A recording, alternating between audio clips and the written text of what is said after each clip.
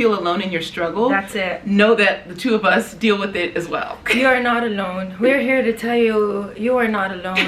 We're very inspired by this song. Wallah, you know the song, You Are Not Oh Alone. yeah, I love it. I am here with you. Basically, this is the show to tell you you're not Remix. Hella. Okay, a little Arabic beat in there. It's a part of our healing. Yes. To share with you how it really feels and what's been helping us. But I don't think that I've figured it all yet. I'm literally sharing as I'm learning. And a lot of times I'm like, wait, I'm not ready to share because I didn't figure it out. I'm still in the struggle. I'm still in the pain. But maybe sharing can help us get there, and maybe... Yes, that's relatable. Yeah. Is sharing in the process. Because if you only wait until you figured out everything in life, it's too late. Exactly. And maybe where I am today in my healing journey, I could be 2 steps ahead of finding some things that helped me, that I can bring someone with me and someone else can bring me to them. Maybe you. Yes, no matter where you're at on your journey, someone wants to get where you currently are, even if you're not finished, because we never really finish this journey. No. We just keep going until we die. Exactly. Which is like... Did it ever happen with you, Glow, when you feel like, oh, I'm finished, I figured it out, mission healed, and the next day someone says something and you're like, Allah, I guess not healed at all. I'm like, wait, did I just waste 4 years? It's a lot. It never ends. And once I accepted that, even if I never read another book, go to another seminar, I am okay as I am, and I can love myself as I am. But the pursuit to be better is something that I want to do for myself, and it's a gift for the people in our lives as well. Because the more patient, kind, accepting that we are, you know, the more loving we are to people around us. So that's why I love this journey of healing. Why do you love healing so much? Why do you love healing so much? I love that question. I guess because I don't want to be in pain. It helps put some like cream on the wound, and I find it so much fun. Like for me, it's a roller coaster ride to go into the depth of my soul and myself. And sometimes I don't know, sometimes I wonder, like, is it a bit too much? Someone in my family might say the more you dig deep, the more that like dirt comes out. So they're like, that's why we stay away from it, and it makes me question that. What about you? I think maybe as entrepreneurs or creators, we're natural rebels. Like we like the process of being like, oh, is there treasure under there, or is there coal? We like that process of discovering like what's beneath the surface, because so many people in life live on the surface. And that's fine, but it feels fake to me. I'm like, I'm broken, I'm messed up, I'm scarred, I'm wounded. Let's just bear it all out on the internet. It's so empowering to like, oh sorry. We're working on that.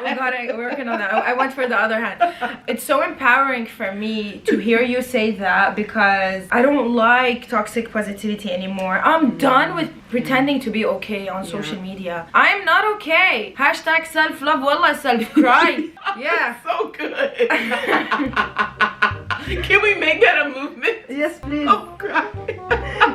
Wallah, I wish there was a retreat to just like cry. And it's not to like feel like a victim or anything, but I feel like the first step is really actually still crying. That's so good. Really? I cry once a week. I force myself to. Dude, how do you schedule this stuff? She travels once a month, cry once a week. How do you schedule? Because I'm always alone. I love it. We could be like, you know what, today's a good day to cry. I have a sad playlist. Oh, watch a sad documentary. That's actually healing. Guys, tip of the day. Get yourself a sad playlist. It's not the first time I hear it. What Spotify does is they send you your top 20 songs every year. And so for the year of quarantine, when everyone was alone, my top 20 songs were sad. Wallah. Like it was just a reflection of what the year was for me, and the lyrics were so painful and deep and scarred and wounded, and I was like, yes, just talk about the pain, and and I loved it. I love those songs that make me cry, because I'm just like, it talks about the depth of pain. And most of us, it's like, oh, I know if I go down that road, it'll hurt, it'll explode. Exactly. I'm like running down that road, because I'm like, I want to feel that hurt, so I know that like I'm not hiding it inside.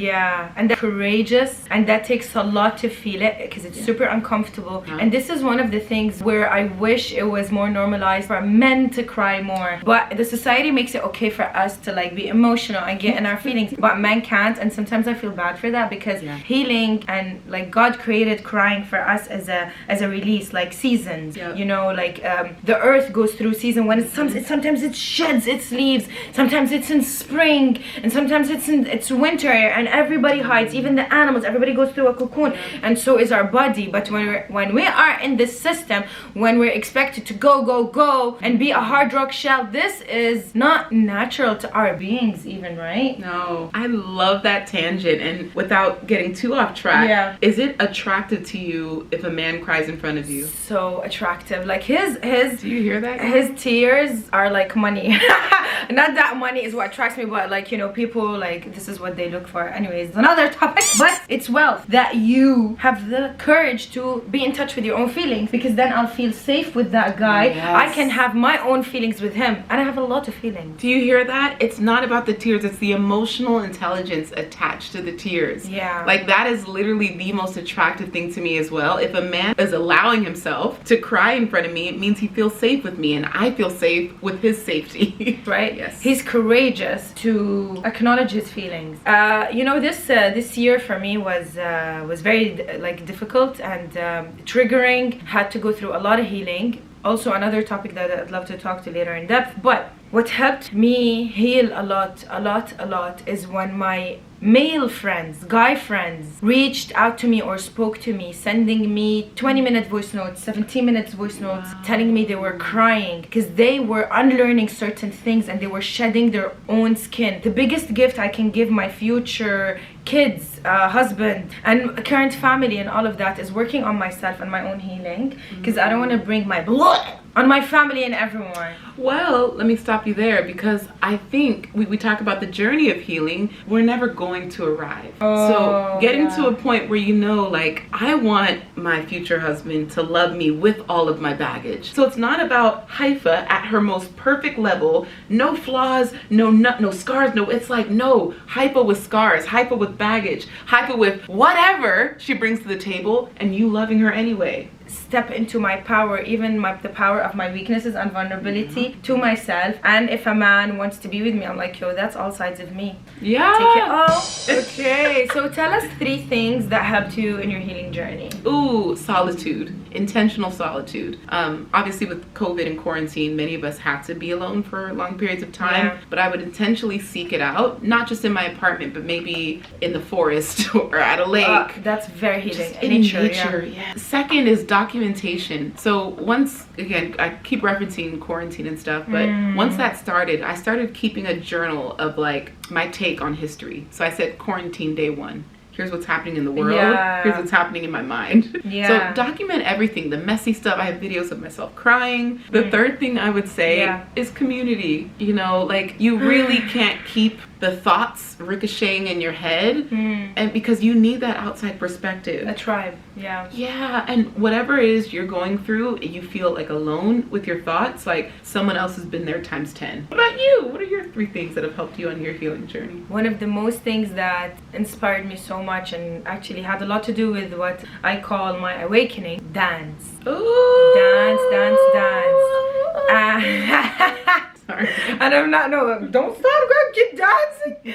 I'm not talking about clubbing kind of dance or dance يعني. I'm talking about like letting your body flow with the natural rhythm of like music, a song. It's kind of like a prayer. It inspires you a lot. That's why in ancient ceremonies you see dance is a thing that people do a lot, men and women, around the fire. Dancing has been shamed. You're a ra'asa if you dance. Ra'asa is a dancer, and like there's a lot that we need to unlearn and undefine and rewrite, guys. So that's important. Another thing for me has been also being alone. Like honestly, you talked about community, and I miss community. I love community, but I feel like what I'm going through is a different mix of so many things that is not easily understood by people. Like my cocktail, my mix, I'm still in this place where if I'm with someone, because I'm very honest and I'm an extrovert, I don't wanna, like, I just cried and I just poured my emotions out on Glow and my friend, and sometimes that makes me feel uncomfortable. I'm still vulnerable. I still feel like I don't want to be judged, so I choose to stay alone. And the third thing is taking my pain, which is this is where I channel Frida Kahlo, and I love her. My pain into art, so creating videos that represent how I'm feeling or images, that helps, and it's my way of documenting where I am. I love that. Oh, that was a beautiful, like, I love this conversation, and I think hopefully everyone has taken away at least one nugget that they can use on their healing journey.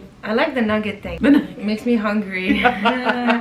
Hungry, my soul is hungry.